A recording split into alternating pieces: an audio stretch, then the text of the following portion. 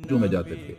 حال ہی میں تحقیق ہوئی ہے کہ حضرت ابراہیم علیہ السلام کا جو گاؤں تھا وہاں کھدائی ہوئی ہے اور وہاں ایسے آثار ملے ہیں کہ جس سے پتہ چلتا تھا کہ حضرت ابراہیم علیہ السلام کے والد جو تھے وہاں کی سب سے زیادہ محترم اور بڑی مذہبی شخصیت کے مالک تھے. ابھی تحقیق جاری ہے اور اتنے شواہد آ گئے ہیں کہ وہاں کس کس طرح عبادتیں کی جاتی تھی. اور حضرت ابراہیم کے والد میں یہ بات ثابت ہوئی ہے کہ وہ بادشاہ کو جا کر بتوں کی عبادت کرایا کرتے تھے, یعنی بڑی اہم منصب پر بیٹھے ہوئے. تو اس اتنے خوبصورت منصب کو چھوڑ کر تو آپ نے ہجرت کی.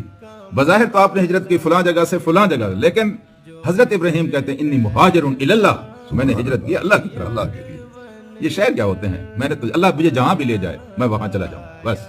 وہ اللہ کے مہاجر تھے, اللہ کے لیے ہجرت کرنے والے تھے. قرآن کیا کہتا ہے, فلما پس جب اعتزلہم ان کو چھوڑ دیا, اعتزلہ چھوڑ دیا, ہم ان کو, کن کو, او سب کو, سب سارے سیٹ اپ کو چھوڑ دیا.